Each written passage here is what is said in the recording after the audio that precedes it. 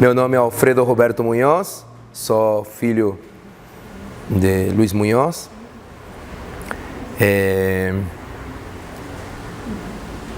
Bom, a minha família teve a minha mãe, Magdalena Valverde,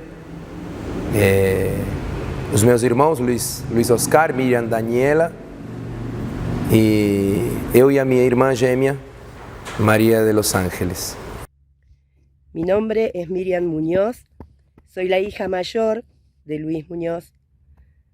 Bueno, quería recordar a mi papá como un gran hombre, un gran artista, un gran professor. Tenho lembranças vagas da minha infância no circo, bem pequenininho, treinando com os meus irmãos. Meu pai levava todo mundo sempre para treinar, então sempre a gente estava treinando ou passeando, sempre levava a molecada para passear em diferentes lugares. Eu lembro de numa cidade que tinha um rio perto, a gente ia, todo mundo segurando de uma cordinha e levava todo mundo para passear no rio.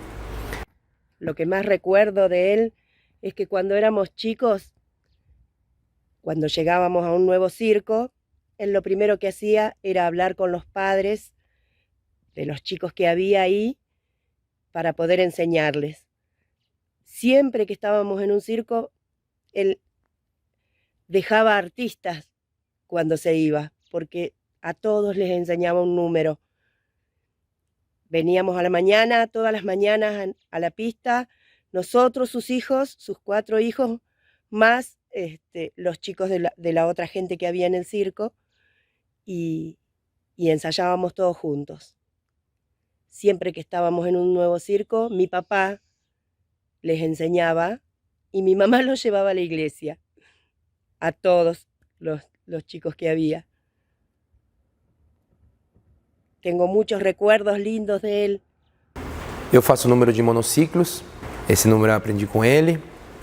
Eu sempre conto uma história que eu tinha uns 11 anos e eu não tinha bicicleta e ele chegou com um monociclo. Ele falou, é esse aqui, ó, o monociclo, ou você anda com a bicicleta emprestada dos seus amigos. Então meio que não tive escolha. No começo eu fiquei meio assim, não queria uma bicicleta. E aí quando comecei a andar e perceber que as outras crianças ficavam admiradas porque eu estava andando numa bicicleta de uma roda, eu comecei a pegar o gosto e comecei a andar mais e mais e mais, e aí aos pouquinhos fui aprendendo com ele a fazer o meu primeiro número de monociclos. Cama elástica eu já tinha 6 anos e eu lembro que a gente já entrava no circo para fazer cama elástica. Eu faço desde essa época até agora, continuo, mas não trabalho com isso. Eu só treino e ensino as outras pessoas a fazer também. Eu aprendi outros números, trapézio de voos também, acrobacia também com ele. E aí depois eu vim para aqui para o Brasil. E no ano de 2010 comecei a treinar o número de percha, que ele fazia na época quando ele era mais novo. Eu não era nascido na época. Não, era nascido, eu só era pequenininho. Ele fazia esse número de percha. E aí quando eu comecei a treinar, ele morava na Argentina na época, e eu falei, pai, vem morar aqui no Brasil e vem ensinar a gente um número de percha. Aí ele veio e começou a treinar eu e a minha esposa, Viviane, que foi o número que a gente faz até hoje. E aí foi quando ele veio para aqui para o Brasil e ficou trabalhando numa escola de circo, que a gente também trabalhava. Ele começou a ensinar arame. Esse era o número que ele fazia desde novo. Então ele começou a ensinar esse número.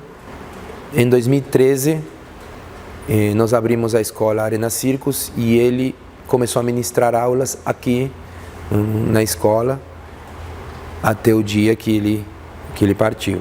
Aqui na escola ele ensinava trapézio, ensinava arame, ensinava bambolê, ensinava cama elástica, ensinava acrobacia, malabares.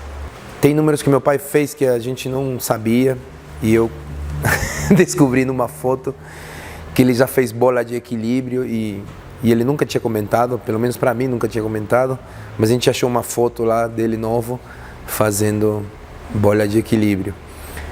Meu pai já fez arame alto, meu pai já fez trapézio de voos, já fez acrobacia em cima do cavalo. A vida dele sempre foi no circo. E a gente desde criança, bebendo dessa água, a gente vai aos pouquinhos escolhendo o que a gente vai fazer.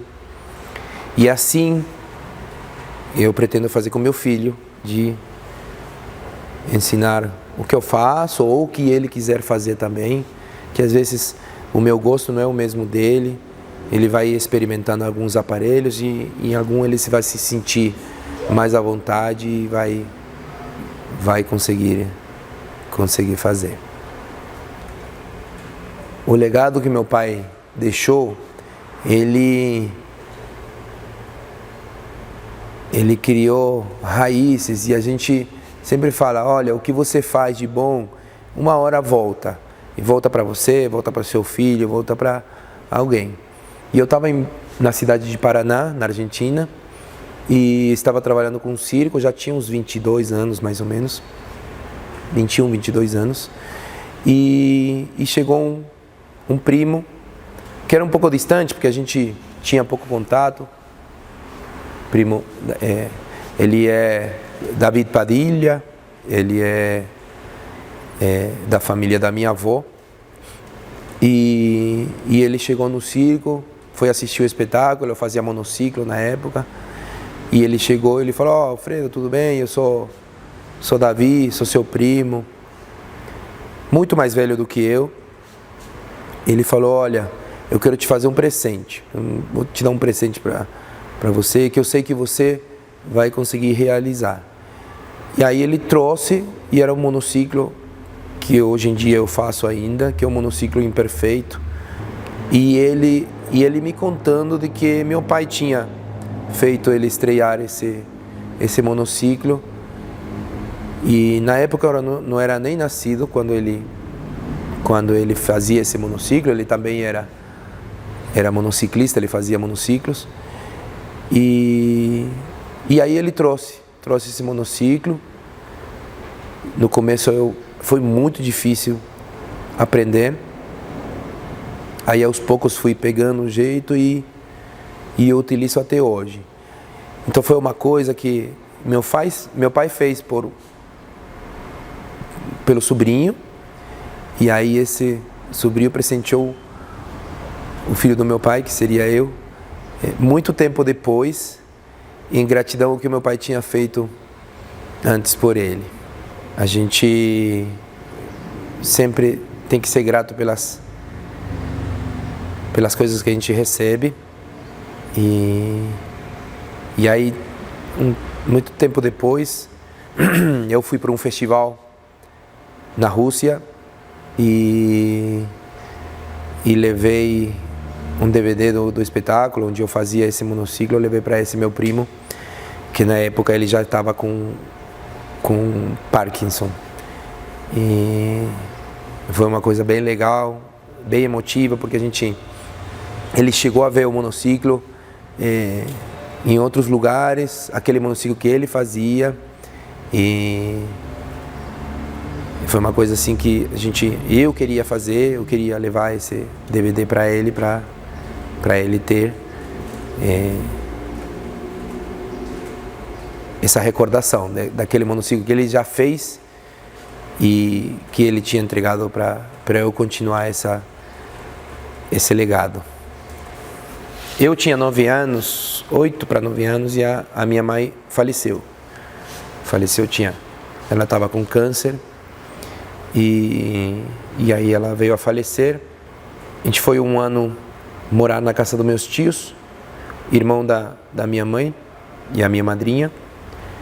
Ficamos um ano lá, na época que minha mãe estava muito doente e o meu pai só ficava no hospital com ela e parado na cidade.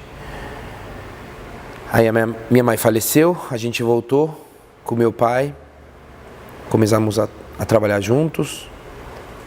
A relação com meu pai era pai e mãe, né? Desde dali para frente. Sempre a gente trabalhou como família, onde todo mundo faz alguma coisa. Eu fazia monociclo, meu pai fazia o arame, eu fazia cama elástica, a minha irmã fazia o número de âncora, que já tinha feito a minha mãe, tinha feito a minha irmã mais velha, a minha irmã gêmea também fez. Depois de um tempinho a gente virou adolescente e já era mais uma relação de companheiros, porque não tinha mais essa... Meu pai tinha 45, 47 anos, eu já tinha 13 anos, com 50 anos meu pai, eu já estava na adolescência, a gente já fazia tudo junto. Eu comecei a dirigir também, muito novo. Meu pai sempre tentou ensinar o máximo possível para a gente poder ser independente. E então eu com 18, 19 anos, meu pai parou de circo e eu fui trabalhar num circo já com 19 anos.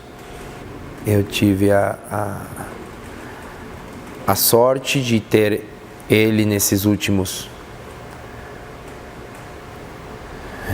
12 anos, mais ou menos, onde a gente trabalhou junto, morava junto e a gente se cuidava mutuamente. Eu cuidava dele, ele cuidava da minha esposa no número. E ele me ensinava, ele ensinava meu filho, ele ensinava as outras pessoas. Eu acredito que era onde ele queria estar nesse momento. E ele trabalhou até um mês antes dele partir. Já estava bem debilitado na época quando ele fez a última apresentação aqui na nossa escola. E é isso, agora é a gente lembrar de tudo que ele fez pela gente, lembrar de tudo que ele se doou por todo mundo e agradecer o tempo que a gente esteve. Cada um vai agradecer o tempo que teve com ele, que é isso o que mais importa. Depois que as pessoas partem, o que fica é as lembranças que você teve, o tempo que você esteve com a pessoa. Hola, me llamo Sergio Fabián Ramírez, tengo 56 años, conocí a Luis Muñoz, el tío Luis, a partir de ahora lo voy a llamar, en el año 1977. Yo tenía 11 años, él calculo que tendría 32 años más o menos. Él hacía un número de alambre, muy buen alambrista, el tío Luis. Y yo llego al Circo Los Wandi, en el norte de Argentina, haciendo también un número de equilibrio, un número de alambre. Pero yo era pequeño, yo tenía 11 años. Y comencé a admirarlo a él. Obviamente él, con su experiencia, sus años arriba del alambre, era un genio. Y bueno, fue lo que me inspiró aún más a seguir haciendo ese número de equilibrio. Y yo siempre me quedé con la idea en la cabeza de que de los días que yo lo veía al tío Luis ensayarlo, enseñarle a sus hijos, a Miriam y a Luisito, todas las mañanas, sobre todo acrobacia en el piso, que era lo que yo había soñado hacer desde mucho tiempo antes y no había tenido la oportunidad. yo después de cumplir con mi servicio militar regreso al circo en el año 85. O casualidad que justo el tío Luis con su familia habían regresado al Circo Los Wandy. Ya con Luisito y Miriam, mis amigos, ya con casi mi misma edad, ya en la adolescencia. Bueno, y ahí es cuando logramos forjar esa amistad ya un poco más de grandes, y es ahí cuando el tío Luis comienza a darme las primeras clases de acrobacia. Lo que yo había soñado de muy pequeño, lo logro concretar recién a los 18 años. Con el tío Luis se me dio ese sueño, y en poco tiempo yo comencé a hacer acrobacia en el suelo, fliplá, salto mortal, pirueta. Todo esto en cuanto a la acrobacia, en el suelo, en barras, en cama elástica, en trampolín. Yo por suerte tuve la suerte de estas cosas haberlas aprendido con él. ¿Por qué digo la suerte? Porque él daba todo sin fines de lucro, digámoslo. Él se quedaba con nosotros a veces hasta las 3 de la mañana, ensayando, saltando, transpirando, siempre con un buen precalentamiento, una buena preparación física. Y las cosas se hacían siempre a conciencia, teniendo siempre el cuidado de no golpearnos, de no sufrir una lesión muscular, que muchas veces pasa lamentablemente por inconsciencia. Bueno, el tío Luis lo hacía todo a conciencia. Él decía que las cosas tenían que salir paso a paso, pero siempre sin perder la línea, sin perder el rumbo. Entre medio de todas estas idas y venidas pasaron cosas muy graciosas a veces. Año 88 más o menos, cuando hacíamos el número ese de cama elástica con el cuadrante y el trapecito.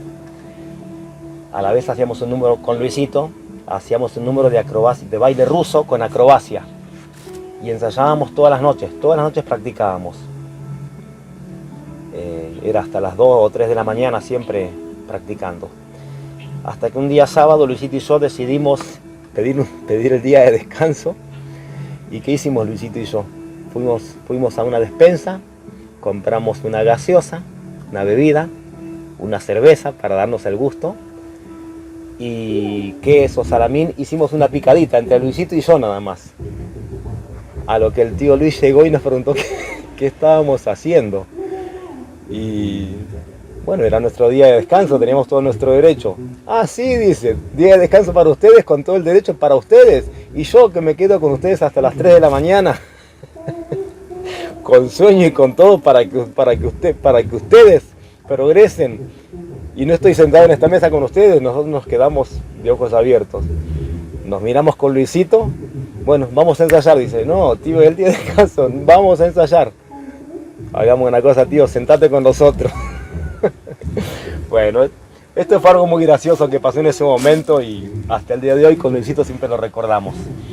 Bueno, entonces a partir de ese momento, todos los sábados era hacer la picada de festejo de descanso para festejar los logros que se habían hecho durante la semana. Porque semana a semana era un logro más, o en la cama elástica, o en la acrobacia en el suelo, o en el baile ruso. Ellos me habían incorporado a un acto de cama elástica con un cuadrante en una punta, con un trapecito en la otra punta, y se habían hecho como unos trapecios volantes, pero con cama elástica, en el cual yo era el portor y Luisito el volante. Un muy buen acto, que fue ideado justamente por el tío Luis. Ese aparato fue ideado por el tío Luis, la cama elástica con el cuadrante en un lado y el trapecio volante en la otra punta. Ese número lo hicimos aproximadamente un año con Luisito, y a la vez seguíamos practicando acrobacia en el suelo. Nos volvemos a encontrar en el año 90, ya en otro circo, en donde necesitaban un catcher de trapecios volantes. Yo nunca había sido catcher de trapecios volantes, y el tío Luis, ¿qué hace? Me recomienda a mí. Y él estaba en ese circo, él iba a estar al mando de la formación de ese grupo de trapecistas. Me recomienda a mí sin haber sido yo nunca catcher. ¿Qué pasa? Cuando él me recomienda, yo le digo, pero tío, yo nunca fui catcher de trapecios volantes. Pero yo te tengo fe, me dice, y vos vas a andar bien. Bueno, me fui, como decimos en Argentina, a cara de perro. Bueno, fue el que puso la cara por mí, que dijo que yo iba a andar bien. Y así fue que en esa jugada que se mandó el tío Luis, digo jugada porque fue algo arriesgado poner la cara por alguien que nunca había sido catcher de trapecios, pero él me tenía tanta fe, me conocía tanto, que él estaba seguro de que yo lo iba a lograr. Ni yo creía que iba a poder hacer eso. Bueno, es hasta el día de hoy que yo le agradezco al tío Luis haber puesto la cara por mí en ese momento, porque después de 31 años que hace de esto que estoy contando, yo hasta el día de hoy con 56 años sigo siendo catcher de trapecios volantes y he tenido la suerte de viajar por muchas partes del mundo, y les puedo asegurar que en cada viaje que hago no dejo de agradecerle al tío Luis cómo se puso la camiseta por mí. Siempre decía que la alegría de él era vernos en un futuro triunfando, y triunfando entre comillas, ¿cierto? O sea, ya haber sido alumno de él ya era un triunfo. Pero, digamos, estar viviendo hoy con las cosas que son fruto de las noches largas de ensayo que tuvimos con el tío Luis.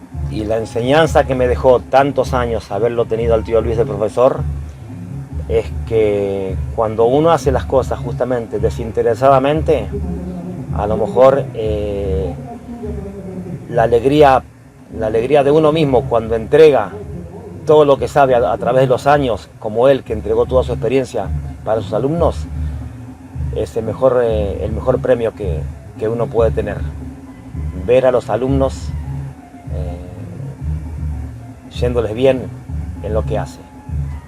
La verdad es que si yo tuviera que elegir hoy en día, retroceder 30 años, 35 años, 40 años y tener que elegir un profesor para que me enseñe las cosas que he aprendido a lo largo de mi vida, lo vuelvo a elegir a él.